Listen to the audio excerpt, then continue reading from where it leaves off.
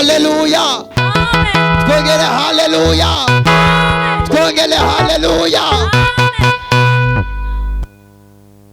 Hari umugabo uri hano afite ikibazo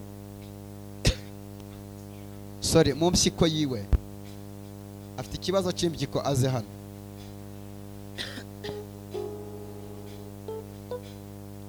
Okay, mana we,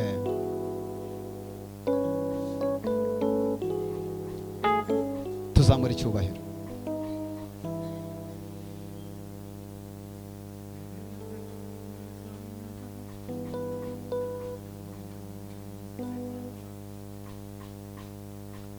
Wowe wambaye agapira k'ubururu, ngwino wicara hano tuganire. Nyaruka.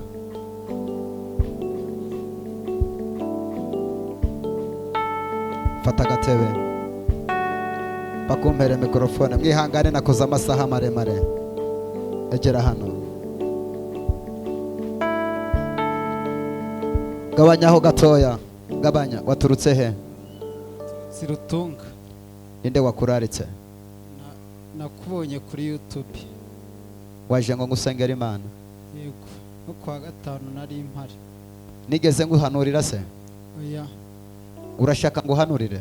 Yego. Ufite ikibazo cy'impyiko cyangwa ntacyo wiziwe? Wowe unsubize ibyo nkubwira. Ntiwemere ibintu kubera aba bantu bari hano, sibyo bene data? Ari igihe umuntu yemera ikintu kubera ubwoba. Niba ntacyo uzivuga ngo ntacyo nzi, ntacyo bigutwara. Nyiziho. Wowe bafashe koma Imana bakureho abarozi mu mubiri wawe, uzajye kwa muganga. Imana irambwiye ngo intanga zawe zabaye amazi, zimaze kuba amazi, kandi ni ibintu bakuroze. Bamaze kubikuroga bavuga ko utazabyara. Ndabona hano mu giturage inyuma, atari hano muri uyu mujyi wabaga. Ni hehe washakiye? Nashakiye Rutunga, ariko umudamu namukuye hakurya ya Muhazi muri Gicumbi. Umudamu wamukuye muri Gicumbi. Uyu mugore wawe wa mbere mwabanye, umunsi mu bana bari baramaze kugukorera ubufindo kutagomba kuzabyara. Uyu mugore nubwo mwabanye mu ntambara, mubana mu bintu bitari byoroshye, muza gutandukana, ariko usigarana igikomere mu mutima wawe. Byo mvuga ni ukuri. Uwo mugore ntabwo mwigeze mubona urubyaro kubera imbaraga bari baramaze kugushiraho. Mwari mumaranye igihe kingana gute? Twari tumaranye imyaka 6. Mwari mumaranye imyaka 6. Ntabwo byagarukiye aho waje gushaka undi. Yego. N'uyu wundi washatse nawe ndabona urubyaro ntawe. Yego. Nawe ndabona intambara zihaguruka, nkabona Satani urwo ashaka kurusenya. Yego. Muri kumwe? Turi kumwe, ariko ntago yaje hano. Udasenze Imana nago gwasenyuka. Imana irambwiye kubera ko waje ugatitiriza imbere y'Imana, inzara ikakwica ugashaka mu maso y'Imana, nawe Imana iguhaye umwana. Haleluya. Wahoraga wibaza impamvu byarakuyobeye. Yego.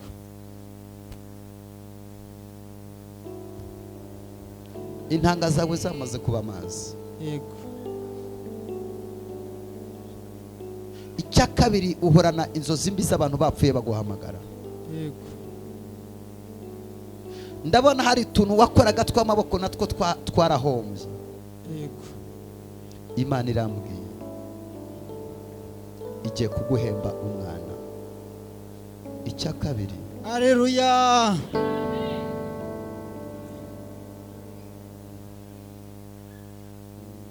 genda uje kubyara mu izina rya Yesu. Bestis efa kadusenge. Okay, cukuri kundeba cyane. Uraho ufite ikibazo ki?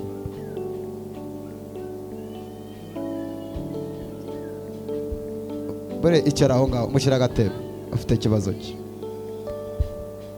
mfite umwana nabuze ufite umwana wabuze maze imyaka 6 ntamubona. wazamuye mikorofone ngaho mbwira Nabuze umwana kandi niwe nagiraga wenyine.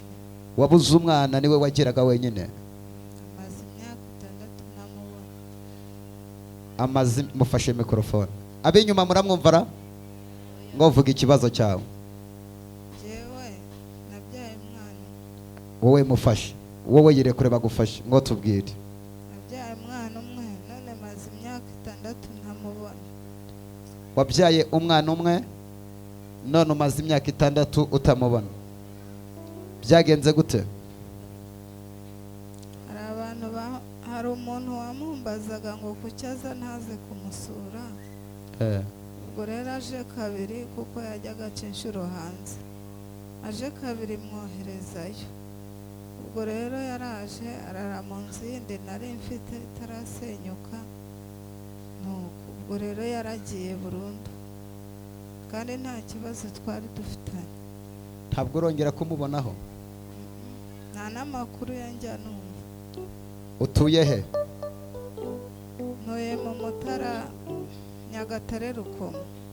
utuye Rukomo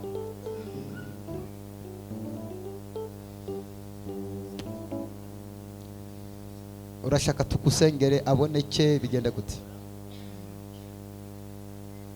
Munsengera aboneke. yari umusore Eh, w'igikara oya ni inzobe.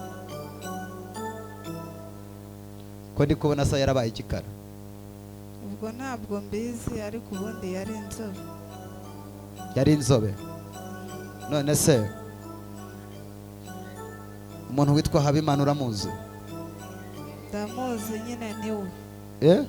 niwe Niwe. wabuze reka nguhe amakuru rero duhe Imana icyubahiro mu izina rya Yesu umwana wawe ugiye kongera kumubona umwana wawe ugiye kongera kumubona mu izina rya Yesu Amen, amen. tuzamure haleluya Haleluya. yarafunze uranyumva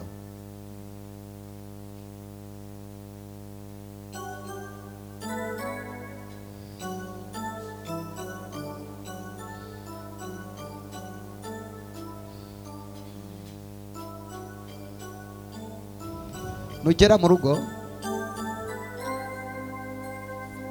uzasanga umuserebanya wapfiriye ku muryango uyu muserebanya ntuzawukoreho uzashaka umuntu awugukurireho niba ukoraho uzava mu mubiri bohereje none natuvugana umuserebanya ugeze iwawe urapfa kuko waje mu nzu y'Imana kandi ikindi mu byumweru 3 ugiye kubona umwana wawe tuzamura icyubahiro cy'Imana jya kwiyicarira